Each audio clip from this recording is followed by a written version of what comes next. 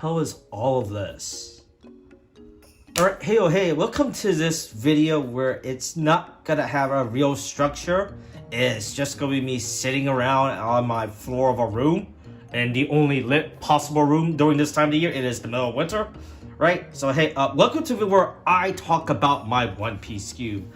This is a video I've been wanting to make for a while. I finally getting a chance to do this now. Right, so what the hell is a cube? So a cube is pretty much, if you've ever played a One Piece sneak event, right, is a limited draft format, except with this cube, it is a bunch of singletons.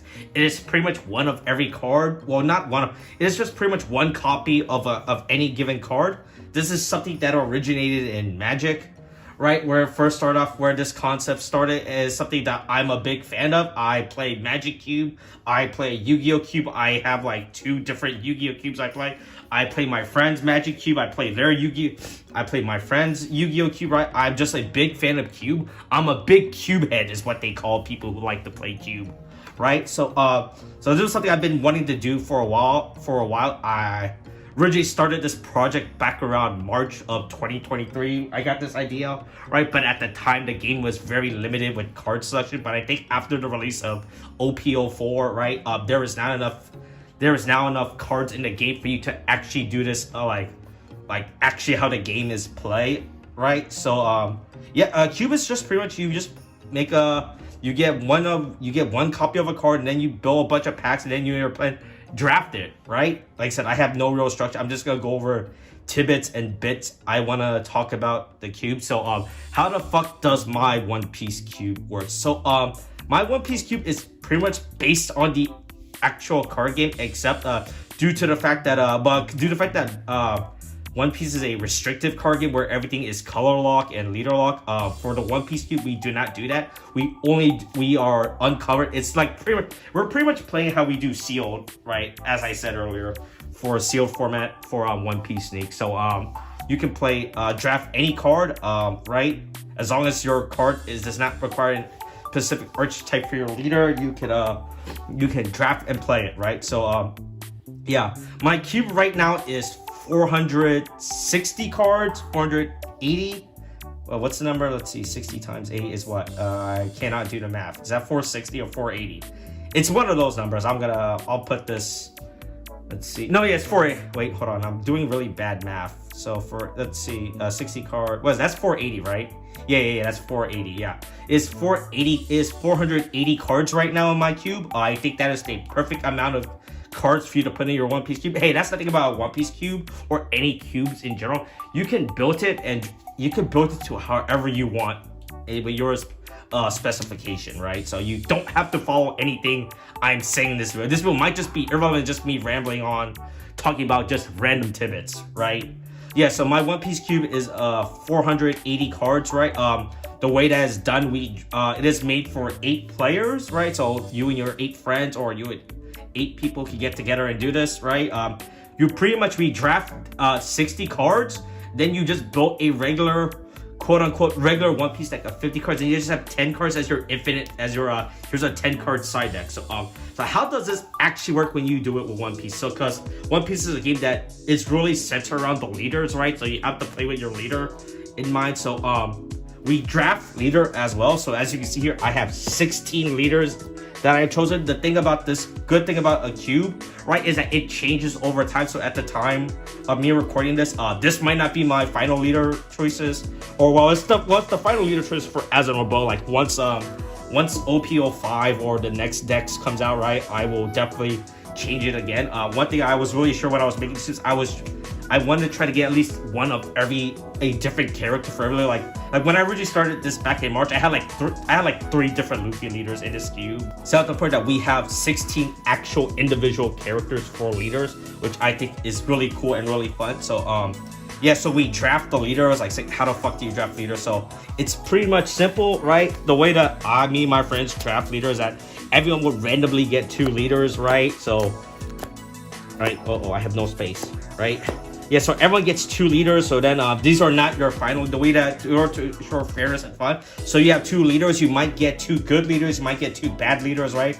So in this case, like I said, hey, like I said, this guy got Zoro and Magellan. He's like, oh man, I really want to keep the Zoro. So he wants to put back the Magellan rights. And then a person might get like 2 good leaders, like at least within my draft format, Karakuri and Kid are actually pretty good. It's like, oh man, I have 2. Which of these do I want to probably get rid of the Kid, right? So everyone takes back 1 leader, right?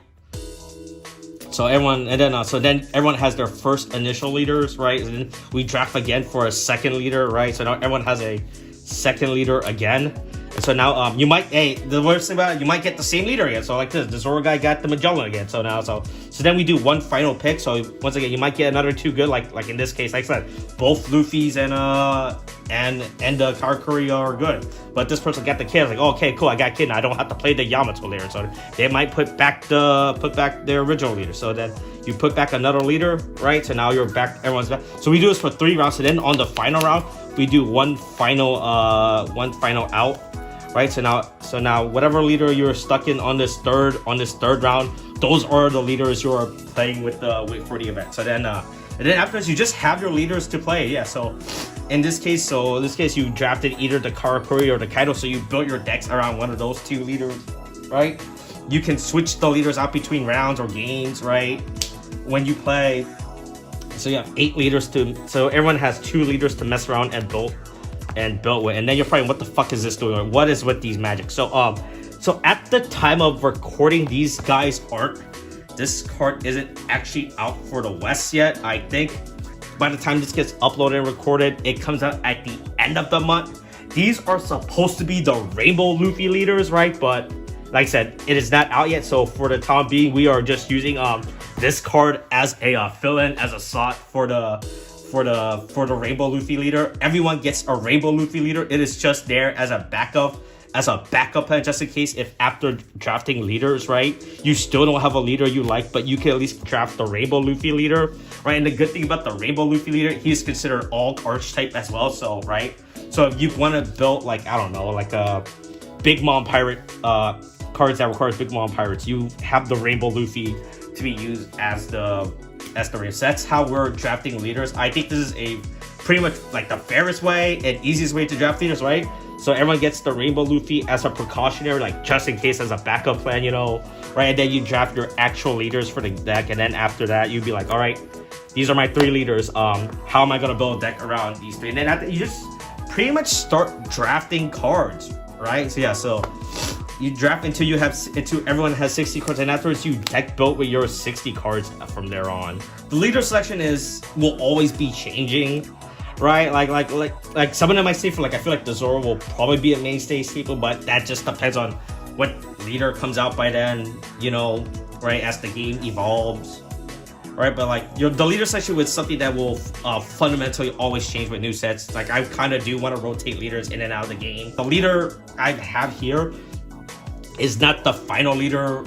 Like, you should feel like, hey, you should build your cube with these leaders, you know? The cube you built however you feel the necessary to build it, right? Between you and your friends, you know, right? Like, this cube is just something I built. Like, me and my friends put a lot of thought into it. We discussed the leaders, right? Like I said, there was like a lot of point where we had like a bunch of repeat leaders. Like I had 3 Luffys. I had this Luffy, the red green Luffy, and I had the black Luffy. And I was like, man, there's too many Luffys, you know, right? Counting the not counting the, like, that's still too many. So we ended up just taking about those guys. And then like I said, one of the things that I was really glad now with OP04 released, right, is that there is enough leaders for you to have like one of each individual leaders. Because at the early beginning of the cube, there were just too many repeated leaders, you know, and that the leader itself just kept changing as I was building this. Like, originally, before all these cards came out, or at least with OP04, we were only theoretically drafting decks of 40. So like the Nami leader was in here, so but then we just realized Nami's just a dog shit leader, and I fucking hate that leader so much. In fact, that due to how unplayable it is, right? For cards within the cube, pretty much at the time, like, not every card, there's obviously a lot of missing cards. Most of them are just bad cards. One thing I made sure when I was building the cube was that I try to put in what is it, every blocker, like if your card has a block, you're in the cube, right? Like blocking is just such a poor part that I pretty much put every block. I put every vanilla in the cube. I feel like vanillas are extremely draftable and really easy to play, right? It's like, because like it's really hard, right? Like, right, not every deck is gonna be able to draft the Zoro, but you know what? Hey, you can still draft let's see, where are you? Can I find, is there a 3/5 in here? Nope. Oh man. Well, what? Yeah, like I said, you can still draft.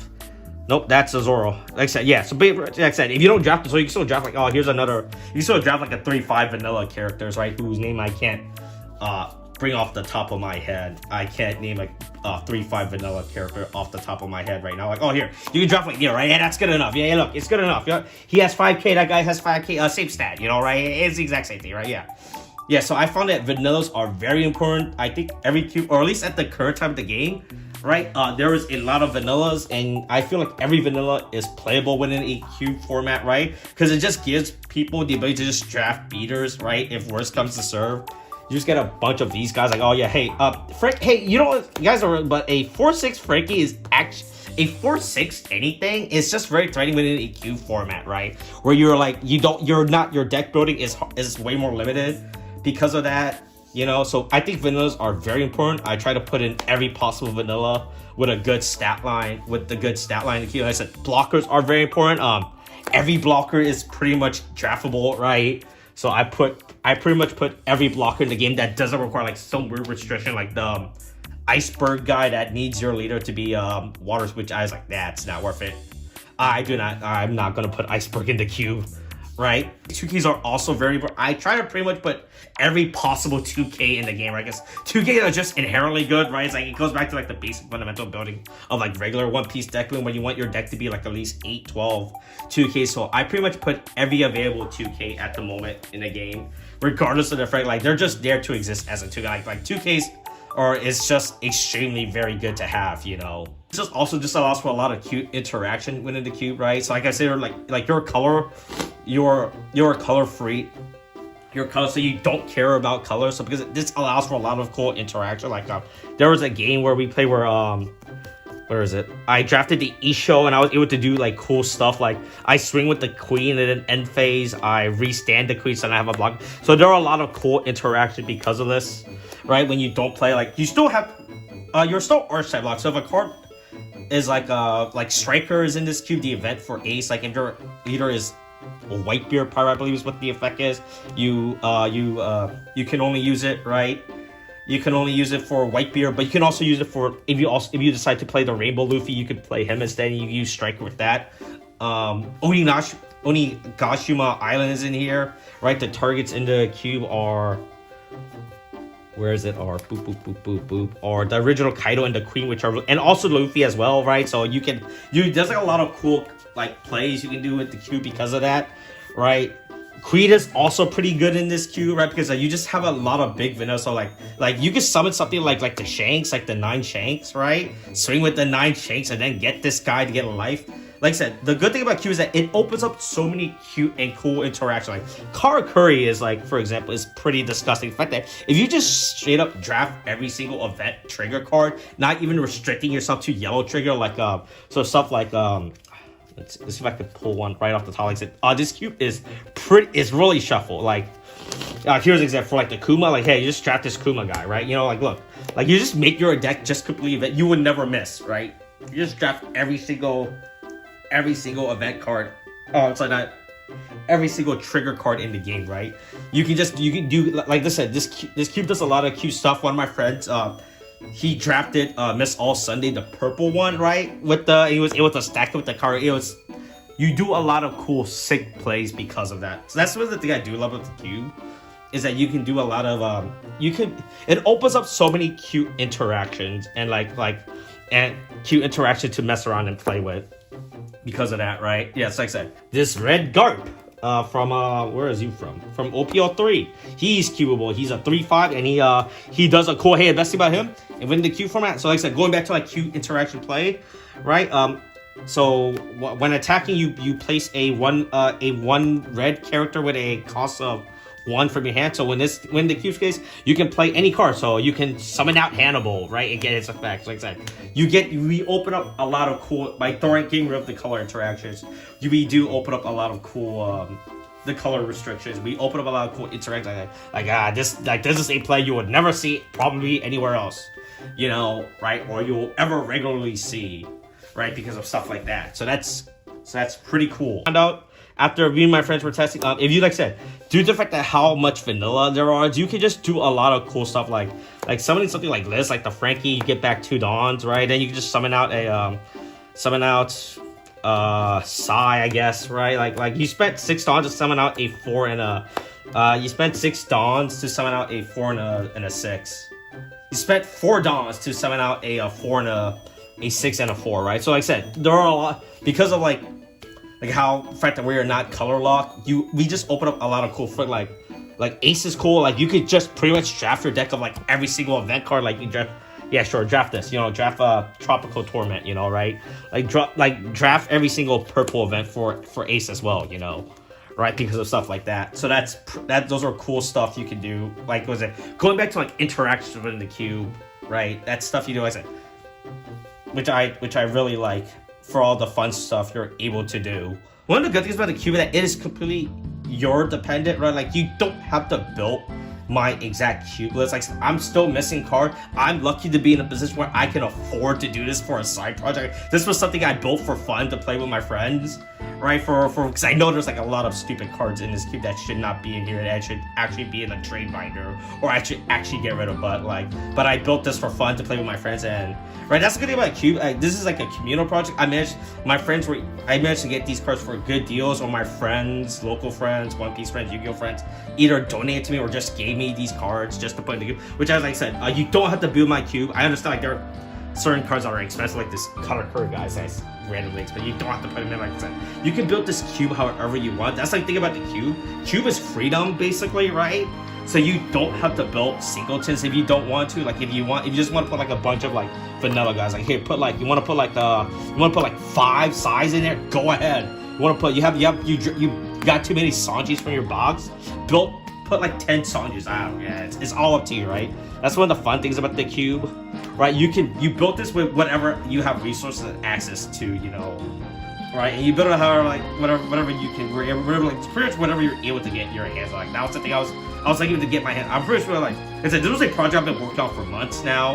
I started this concept back in March when I was originally creating this, and then I didn't really take it seriously until like after OPO4. I was like, all right, I guess I should actually start building this, gathering all this cards. So it took like I think when I was going through my own bulk, right, I found like, what was it, 480? I said I found like 300 of these cards, right? And then I found like 400 of these cards. Then like the only thing I was missing were just like some like the higher end expensive card that I just ended up picking up, like the Utas, the Katakuri's, you know, right? Like pretty much a bunch of random super rares, a bunch of OPO1 stuff, and like pretty much promos. Promos were pretty annoying to get because they were releasing like very limited event. I just had to deal with it, right? I'm missing I want to put a bunch of, there's a lot of promos I'm missing in this cube that I need to eventually replace and put into this cube.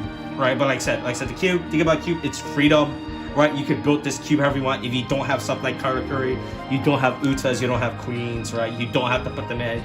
You can just replace them with anything else you have access to, right? Or you can get your hands with, right? Like, I don't know, put in like more of like the one mana blue law that's a block. He does that's the exact same thing, you know, right? The card selection will definitely change as more cards gets introduced, you know, like even at the time of this video, there's still like a bunch of cards I haven't bothered putting in that I want to put in that I've just been too lazy to. I need to put in the 4 Jinbei, the one that's a trigger, that's not trigger, the one that bottom decks a card when it gets KO. That one's pretty good. I need to put that in. I haven't got a chance to get around to it. Pretty much every card in this cube just works as they're written, right? Except we just ignore any color text on them. So like so going back to like Miss All Sunday, the blue blocker. So within this cube at least, right, or at least how we within the rule set of this cube, she just pretty much adds back any event card, you know, right? Does the one mana Anami, does that she say one red straw hat or one any straw? But like, well, what, like, so pretty much any card that says X color, ignore that. We just said no, you can just play whatever play whatever, as long as you meet the archetype requirement, right, for that card, right? Like, the only thing that we do try to keep... Oh, here's a good one. Hannibal. Hannibal says on summon adds a purple impel down. Adds any impel down within the cube instead. You know, like, yeah, right. Gives you more freedom restriction, right? Because I said, due to the fact that how there's like due to the fact that how there's everything's a singleton, right? You can't obviously just build a all purple. You can't draft every single purple impel down. So within the cube space, you can use this to add like Ivankov or add the blue impel down Luffy, right? So it just allows more flexibility, right? One thing we do make sure we still try to follow archetype cards, like I said earlier. So any card that says if your leader is X type, you still have to require that. So you can't just draft something like Onigashima Island and play Kid like, yeah, I'm just gonna add a Dawn every time. That's something we don't have. Like, no, we still have to follow archetype clause. So if a card says, but we tried to also, one thing we did do was limit the amount of archetype clause. So like every card that requires it to be arch. So there's very few cards that require your leader to be certain archetype lock, right? So it's pretty much left to the stages. So we have like the green Land of Wano stage in here, which can only be used with Yamato and the Luffy, right? Like I said, Onigashima Island, I said earlier, is in here. What else? Strikers in here, which can really just only be used with Ace. Can only be used with Ace and Luffy. I believe that card says if your leader is Ace, is your leader is a white. I don't remember off the top of my head, but like but you get what I'm trying to say. Like, we try to limit the amount of archetype clause cards in this cube because that restricts the game and it makes it really just more of like a big ruling mistake for people to deal with whenever we play. I said my cube is not like the final thing. I'll post a link to my cube below in the comments or in the description of this video, whatever, right? It's pretty much just a singleton of the card game right now. The card game is still relatively new, even after 4 sets. At the time of this recording, 4 sets, 10 decks. There's still pretty much a bunch of singletons. Like, if you just grab like a bunch of bulk right now from any box, you can just find like how many of those cards are just like cubable. Like, it just gives you appreciation for like the card you have, right? And like realize how much like all stuff you know, like the Sanji, like this card probably unplayable. Sai probably unplayable. With the cube, he's playable. Dr. Indigo, I don't even know who this character is. I've never met this man before in my life. I don't know who this guy is. I've never seen this guy either. These are cards that are cubable. Like the carrot, extremely cubable. You put this. You cube this with the counter curry leader, you know? So that's pretty much it. That's all I really want to talk about with this video. This cube is fun. I think this is something that everyone should definitely do. Everyone should play a cube of some sort at some point within every card game. At some point in a card game, you know, like either Magic, Yu-Gi-Oh, cube and draft format. I'm just a big fan of cube and draft format. They're just really fun to do. They're fun to play with. It tests your knowledge about deck building and like card reads and card interactions, right? I'll post a link to my cube if you want to look at it. My cube will always be ever changing, you know, as new card gets introduced within the game, right? And leaders will definitely rotate in and out, you know, like it just depends on like what's good, what's not, like what do we feel is not good enough. Like, is the Zoro leader 2 or probably is the Karakuri leader 2 overpowered the cube, you know, so probably yes, so we might have to take these guys out. This is like more of a communal thing, you know, right? Like, get some friends together, right? Test this out, build it, you know, see what you guys agreed on, what you guys have access to do. I had all my Yu-Gi-Oh friends, One Piece friends, you know, people were just like important people who I played card games with or in my life. I had them sign a Dawn to play the game. That's something very fun to do, you know. Goes back to like how I said, this is just like more of a communal project, right? So like getting everyone to sign a Dawn to put into the cube is, I think, a really sick thing, right? A really cool thing about this cube, right? The fact that I was able to get everyone to just do this. Build a cube, you know, it's really fun. You don't have to build my cube one for one. Build with whatever cards you have, you know, right? And then just get some friends together, do a draft session, right? Hope this was somewhat helpful for you, you know. And yep, that's pretty much it. By the way, I call this guy Tom Bergeron because I don't know how to pronounce his last name. All right, that's the video. Okay, thanks, bye.